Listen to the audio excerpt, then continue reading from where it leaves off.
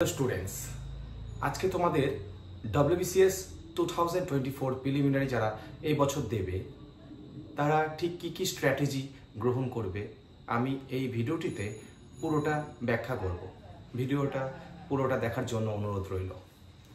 ভিডিওটি শুরু করার আগে তোমাদের কয়েকটা কথা বলে রাখি যে WBCS 2 মাস 1 মাসের তোমাদের প্রিপারেশনে হবে না। সত্যি কথা বলতে 2015-16 সালের যে স্ট্র্যাটেজি এবং বর্তমান এই সময়কার স্ট্র্যাটেজি কোয়াইট ডিফারেন্ট তো হবেই, এবং তার সঙ্গে অনেকটা বেশি তোমাদেরকে পড়তে হবে।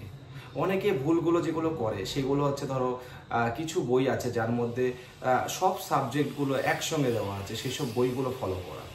আমাকে অনেকেই ফোন SMS করেছে যে এইরকমভাবে পড়লে হবে কিনা। আমি তাদেরকে বলবো যে যেহেতু WBCS আগামী বছরগুলোতে ডেসক্রিপটিভ প্যাটার্নে হতে চলেছে, তাই আমি অবশ্যই বলবো এখন টেক্সট বইয়ের বিকল্প আর নেই। এতদিন তোমরা ওই 8-10টা সাবজেক্ট একটা বইয়ের মধ্যে থাকবে, সেই বই পড়তে তোমরা ক্র্যাক করতে পেরেছো, বাট এখন কিন্তু সেই জিনিসটা থাকবে না। দেখো WBCS 2024 তোমরা আমি প্রিলিমসের কথাই আজকে বলবো। তোমরা সবাই জানো যে কতগুলো সাবজেক্ট নিয়ে এটা কোশ্চেনটা আসে। তো প্রথমে বলে রাখি যে সাবজেক্টগুলো খুব ইম্পর্টেন্ট, এক হচ্ছে ইংলিশ, জেনারেল সায়েন্স, 3 নম্বর হচ্ছে কারেন্ট অ্যাফেয়ার্স। এই 3টে সেগমেন্টে কিন্তু ল্যাগ করে। মনে রাখবে 3টে সেগমেন্টে 3টে সাবজেক্টে 75 মার্কস কিন্তু কোশ্চেন আসে। এইখানে যদি তোমরা 50% স্কোর করতে পারো তাহলে তোমাদের সোনাই সোহাগা। আর এইখানেই আমার মনে হয় সব থেকে ল্যাগ করে বেশিরভাগ ক্যান্ডিডেটস। তো আমি প্রথমে বলে রাখি, যেহেতু এই 3টে সাবজেক্টের মধ্যে কারেন্ট অ্যাফেয়ার্সটা ভীষণ আনপ্রেডিক্টেবল, যেহেতু তোমরা বই পড়বে, অনেক কিছু ম্যাগাজিন তোমরা পড়বে, তোমরা অ্যাচিভার্সের মতো ম্যাগাজিন, জিকে টুডের মতো ওয়েবসাইট পড়লেও অনেক সময় দেখা যায় যে কারেন্ট অ্যাফেয়ার্স অনেক আগে থেকে আসছে। তো সেইগুলো কোপ আপ করার কোনো জায়গা নেই, এগুলো সম্পূর্ণ লাকের ব্যাপার। তো এই 2-5টা কোশ্চেন তোমাদের ছাড়তেই হবে। আর বলে রাখি সায়েন্সে কিন্তু সবথেকে বড় কঠিন বিষয় হচ্ছে তোমাদের সায়েন্স স্ট্রিম থেকে হও, তোমরা আর্টস স্ট্রিম থেকে হও, তোমাদের কিন্তু অনেকদিন তোমাদের পড়াশোনায় ডিটাচ থাকার কারণে সায়েন্সটা সেভাবে ওঠা হয় না। তাই সেই কারণে সায়েন্স কিন্তু আরেকটা আনপ্রেডিক্টেবল সাবজেক্টের মধ্যে পড়ে। তোমরা কোয়েশ্চেন হাজারও পড়ে গেলে দেখা গেলো কমন আসলো না। সেই ক্ষেত্রে সায়েন্সে বলা বাহুল্য 10-12 নম্বর ভীষণ ইম্পর্টেন্ট। ওকে, সেটুকুই তুলতে পারলেই এনাফ। এবার থার্ড যে সাবজেক্টের কথা বলছি সেটা হচ্ছে ইংলিশ। এইখানে তোমাদের স্কোরটা বাড়ানোর অনেক জায়গা রয়েছে। দেখো ইংলিশে তো ইংলিশ ম্যাথে অনেকেই কোনো না কোনো এই দুটো সাবজেক্টের মধ্যে একটা সাবজেক্টে দুর্বল হয়, ঠিক আছে, অনেকেই, ম্যাক্সিমাম। তো সেই ক্ষেত্রে বলে রাখি, ইংলিশ যদি নিয়মিত প্র্যাকটিস করো তাহলে তোমরা অবশ্যই এটা খুব ভালো একটা ইন্টারেস্টিং সাবজেক্ট হবে। এবার WBCS প্রিলিমসের ক্ষেত্রে ইংলিশ থেকে কি সেগমেন্টের উপর বেশি কোশ্চেন আসে সেটা তোমরা প্রিভিয়াস ইয়ার্সের কোশ্চেন দেখলেই বুঝতে পারবে। যেমন ধরো প্রিপোজিশন, যেমন ধরো তোমরা idioms, one word substitution, correct alternatives, এই সেগমেন্টগুলো থেকে বেশিরভাগ কোশ্চেন আসে। এবার বলে রাখি যে ভোকাবসের কথা। ভোকাবস কিন্তু একদিন দুদিনে হয় না, তবু চেষ্টা করবে ব্ল্যাক বুক পড়ার বা SP book. I would suggest যে ব্ল্যাক বুকটা তোমরা কিনো। ওকে, ব্ল্যাক বুকটা ভালো করে পড়ো, যে কটা কোশ্চেন কমন পাবে তো ভালো, না পারলেও ওই কয়েকটা কোশ্চেন থেকে কিন্তু ওরকম টাইপের কোশ্চেন দেবে। ওকে, তোমাদের এক্সপিরিয়েন্সটা হবে। তো ইংলিশটা আমি সবসময় বলবো ইংলিশে গ্রামার বই পড়বে, কৃষিদাস পড়তে পারো, একটু ইজি কম্পেয়ার টু তোমার টিকে দে সরকার। ওকে, তো এই দুটো বই রাখতে পারো সঙ্গে, অ্যালং উইথ তোমরা যেতে পারো SP বক্সি, তার সঙ্গে ব্ল্যাক বুক অবশ্যই নেবে। ওকে, ইংলিশের সেগমেন্ট আমি এর আগেও বলেছি, এটা ভীষণভাবে প্র্যাকটিস করবে, প্রতিদিন প্র্যাকটিস করবে, না হলে কিন্তু পিছিয়ে পড়বে। হিস্ট্রি ক্ষেত্রে আমি আসি। হিস্ট্রিতে 50 মার্কস আসে, তার মধ্যে তোমার 30 to 35 মার্কস মডার্ন ইন্ডিয়াতে।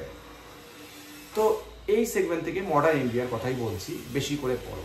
এখন টেক্সট বই বলতে তোমরা মডার্ন ইন্ডিয়াটাই পড়ো, এনশিয়েন্ট এবং মেডিভাল থেকে তোমরা বেছে বেছে পড়তে পারবে। ওকে, আর ইন্ডিয়ান জিওগ্রাফি অনলি কার্তিক চন্দ্র মণ্ডল পড়ো, বেশি ভ্যারাইটিস রেখো না। এখন কার্তিক চন্দ্র মণ্ডল পড়ো, তার সঙ্গে তোমরা ক্রস চেক করে নাও, বিভিন্ন ডেটা যদি ভুল থাকে সেগুলো, ইন্টারনেট তো অবশ্যই রয়েছে। Don't forget to check maps.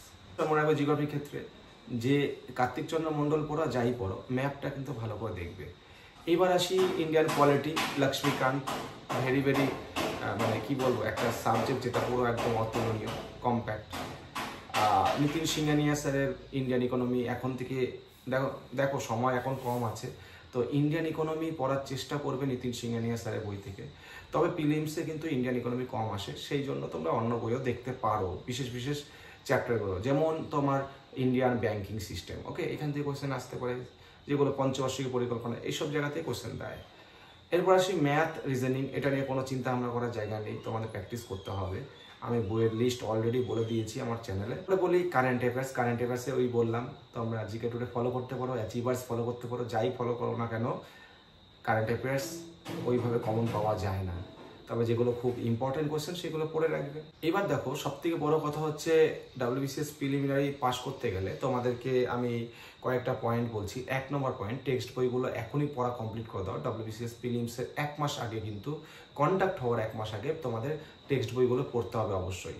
তারপর বলে রাখি যে প্রিভিয়াস ইয়ার্সের কোয়েশ্চেন, WBCS এখন যা হয়ে গেছে, PYQ প্রিভিয়াস ইয়ার্স কোয়েশ্চেন ছাড়া কিন্তু তোমার পাস করতে হবে না। সো WBCS এর শুধুমাত্র প্রিলিমসের কোয়েশ্চেন নয়, মেইনসের কোয়েশ্চেনও তোমাদের ফলো আপ করতে হবে। ওকে, তো এইগুলো আগে করো। MCQ প্র্যাকটিস করতে গেলে আগে প্রিলিমস মেইনসের কোয়েশ্চেন সলভ করো, তারপর বিভিন্ন স্টেটের এক্সামের যে প্রিভিয়াস ইয়ার্সের কোয়েশ্চেন সেগুলো, যেমন ঘটনাচক্র, YCT, এসব বইগুলো কমপ্লিট করো। CGL এ তারপরে বই কমপ্লিট করবে, প্রিভিয়াস ইয়ার্সের কোয়েশ্চেন, এবং সর্বশেষে রেলের প্রিভিয়াস ইয়ার্সের কোয়েশ্চেন শেষ করবে। এরপর যদি কিছু বেঁচে থাকে, মনে হয় যদি আমি পড়বো, তাহলে তার জন্য আলাদা বই রয়েছে, কিন্তু আমার মনে হয় এটুকুর মধ্যেই সীমাবদ্ধ থাকলে তোমরা WBCS প্রিলিমিনারি ক্র্যাক করতে পারবে। ওকে, ইংলিশটা ভালো করে পড়বে, এবং সায়েন্স অতটা পড়ার দরকার নেই, শুধু জাস্ট তোমরা MCQ প্র্যাকটিস করো, সেই টাইমটা তোমরা ইংলিশে ফোকাস দাও। দেখবে ইংলিশে যদি 17-18 নম্বর পেয়ে যাও বা 15-র উপরে পেয়ে যাও, তাহলে দেখবে অনায়াসে তোমরা প্রিলিমস ক্র্যাক করছো। আশা করি ভিডিওটা ভালো লাগলো। আমি স্ট্র্যাটেজি বলে দিয়েছি যে টেক্সট বই অবশ্যই পড়বে, এখন টেক্সট বইটাই পড়ো। পরীক্ষার 1-1.5 মাস আগে থেকে MCQ বই স্টার্ট করো, এবং প্রতিদিন 300-400 MCQ প্র্যাকটিস করার চেষ্টা করবে। এই স্ট্র্যাটেজিটা সম্পূর্ণ তোমাদের নিজেদের ওপর, তোমরা কি করবে, তোমরা নিজেদের মতো স্ট্র্যাটেজি বানিয়ে নাও। আশা করি ভিডিওটা ভালো লাগলো। Thank you.